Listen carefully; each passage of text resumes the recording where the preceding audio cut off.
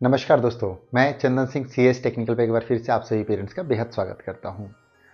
तो जैसा कि आप सभी पेरेंट्स को पता है कि केंद्रीय विद्यालय स्कूल में क्लास 1 से लेकर के 12 तक तो बाल वाटिका 1 to 3 के लिए एक डॉक्यूमेंट्स बहुत महत्वपूर्ण होता है एडमिशन के लिए।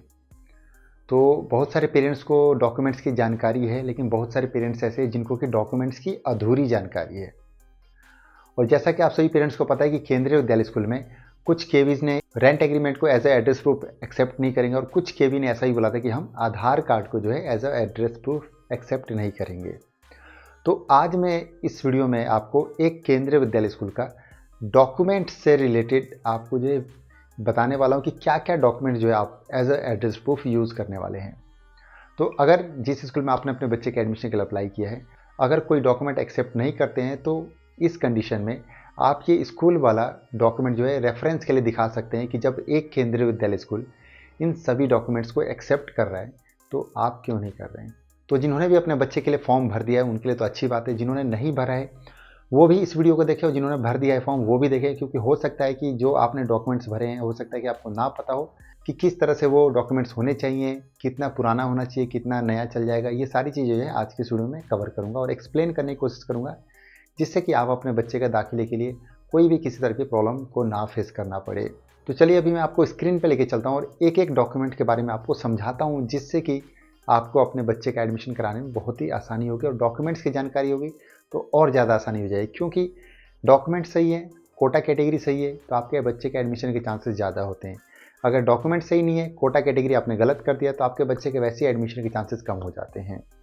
तो जिन्होंने सीएस टेक्निकल को सब्सक्राइब नहीं किया कर लीजिएगा और साथ ही साथ टेलीग्राम, इंस्टाग्राम, फेसबुक और व्हाट्सअप पेज का लिंक आपको वीडियो के डिस्क्रिप्शन में मिल जाएगा। आप चाहें तो वहाँ से मुझे फॉलो करके आप अपने सवाल पूछ सकते हैं। तो चलिए अब स्क्रीन पे चलते हैं। सबसे पहले यहाँ पे डॉक्यूमेंट आता है डिफरेंटली एबल्ड वालों के लिए। अगर आपका है तो आपने ये सेलेक्ट करना है। उसके बाद आपके पास जो है बच्चे का जो है डिसेबिलिटी सर्टिफिकेट 40% एंड अबव का होना चाहिए। आप इस बात का ध्यान रखिए, यहाँ साफ साफ मैंशनड है। उसका दूसरा डॉक्यूमेंट है कि अगर कोई पेरेंट्स जो है एक ही स्कूल में दोनों शिफ्टों में एडमिशन के लिए अप्लाई करते हैं तो यहाँ पर केवी नंबर 1 शिफ्ट 1 करना है एज अ स्कूल 1, और दूसरा जो है KV number 1 shift 2 as a another school हो जाएगा।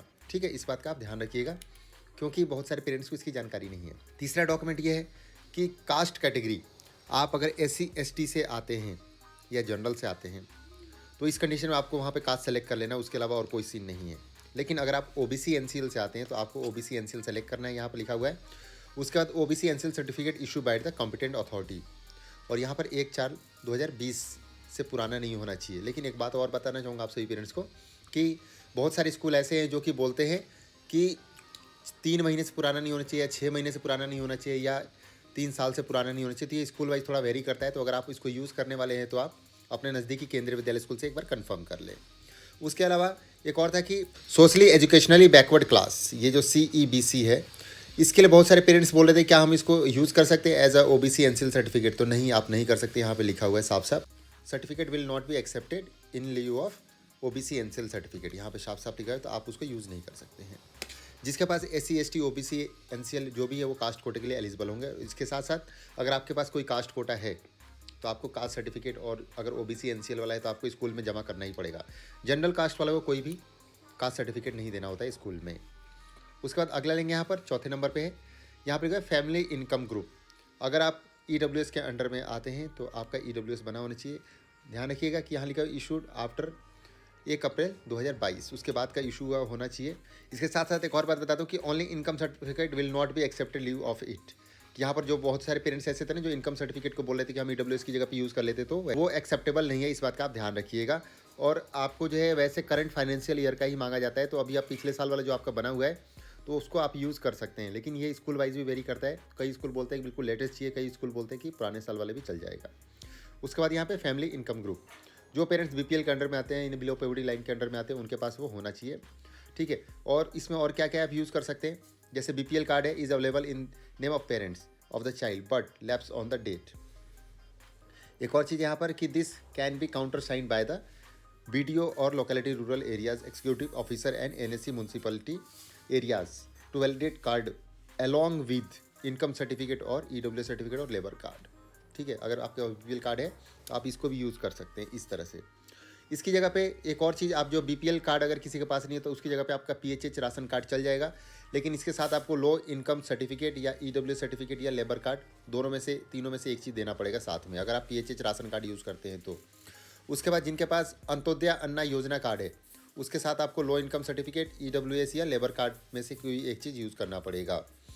उसके अलावा अगर यहाँ पर लिखा है कि an affidavit to be effect that as on the date of parents and his family belong BPL category is low income group, तो ये भी लिखा हुआ आप यहाँ पे पढ़ सकते हैं, ठीक है। उसके बाद जो अगला है रेजिडेंशियल एड्रेस, बहुत सारे पेरेंट्स इसको लेकर के पूछ रहे थे, तो मैं आपको बता दूं, तो यहाँ लिखा हुआ है address filled by the parents is final in later stage it will not be changed. अगर आपने एक बार एड्रेस प्रूफ में एड्रेस भर दिया तो उसके बाद आप स्कूल के अंदर कोई भी चेंजेस नहीं कर पाएंगे। सपोज दैट आपने कोई एड्रेस रजिस्ट्रेशन में भर दिया, बाद में अगर आप दूसरा रेजिडेंस एड्रेस लेकर के जाते हैं तो वो एक्सेप्टेबल नहीं होगा, इस बात का आप ध्यान रखिएगा।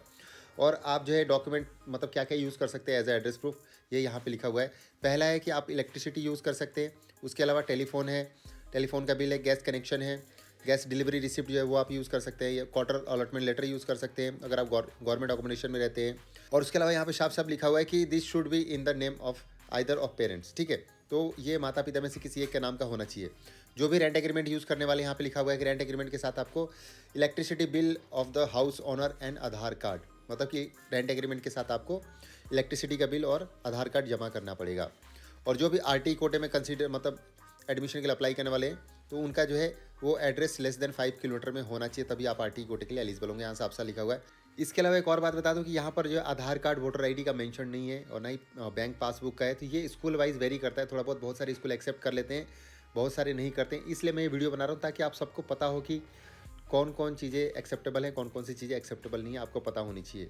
तो आप अपने नज़दीकी केंद्रीय विद्यालय स्कूल से एक बार डॉक्यूमेंट्स को लेकर के क्लियर कर लीजिए, क्योंकि ऐसा ना हो कि आप आधार कार्ड लगा रहे हो बाद में एक्सेप्ट ना करें। जैसे कि इस स्कूल में क्लास 1 में एडमिशन के लिए जो आधार कार्ड का यहाँ पे मेंशन नहीं किया गया, वोटर ID भी मेंशन नहीं किया गया है, तो इस कंडीशन में आपको एक बार स्कूल से कंफर्म कर लेना चाहिए।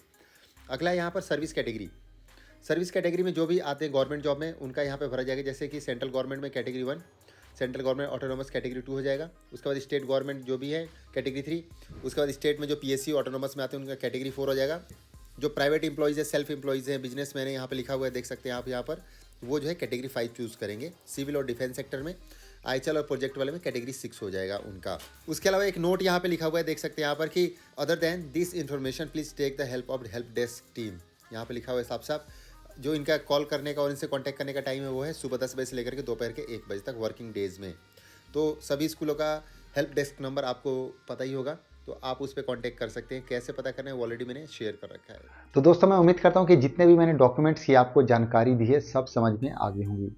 ये वीडियो मेरा बनाने का मोटिव बस ये था कि आप सभी पेरेंट्स को पता हो कि क्या क्या डॉक्यूमेंट्स आप यूज़ कर सकते हैं, क्या नहीं कर सकते हैं, क्योंकि बहुत सारे पेरेंट्स को इसकी पूर्ण जानकारी यानी कि पूरा जानकारी नहीं था, जिस कारण कि पेरेंट्स गलती कर रहे थे या मुझे कमेंट बॉक्स में डॉक्यूमेंट से रिलेटेड बार बार क्वेश्चंस कर रहे थे। तो मैं उम्मीद करता हूँ कि आपके सारे डाउट्स इसके बाद जो है क्लियर हो गए होंगे। फिर भी किसी पेरेंट्स का कोई सवाल रह जाता है तो आप मुझे कमेंट बॉक्स में कमेंट करके पूछ सकते हैं, या टेलीग्राम, इंस्टाग्राम, फेसबुक और व्हाट्सअप पेज का आपको लिंक वीडियो के डिस्क्रिप्शन में मिल जाएगा, आप मुझे वहाँ भी फॉलो कर सकते हैं। वीडियो अच्छी लगे तो प्लीज़ CS टेक्निक को सब्सक्राइब कीजिए और वीडियो को लाइक करना मत भूलिएगा, और चैनल का बेल आइकन जरूर प्रेस कर लीजिए, क्योंकि आपको जो है आगे आने वाले हर वीडियो का नोटिफिकेशन वहाँ से मिलता रहेगा। तब तक के लिए थैंक यू, बाय बाय, जय हिंद, जय भारत।